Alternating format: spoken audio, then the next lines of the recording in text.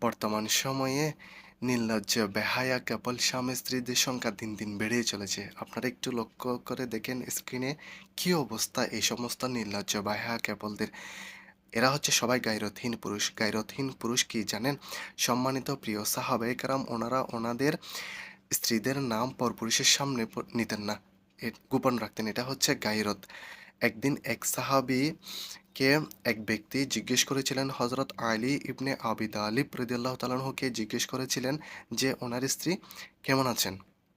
তিনি উত্তরে বললেন, "যদি তোমার রক্ত হালাল হতো তাহলে আমার তরবারি দিয়ে তোমার মাথা কেটে ফেলতাম।" দেখেন পবিত্র কোরআনে পাকের হাদিস সূরার ২০ নম্বর আয়াতে আল্লাহ পাক রব্বুল আলামিন বলেছেন, "আর দুনিয়ার জীবনটা তো ধোঁকার সামগ্রী ছাড়া কিছুই নয়।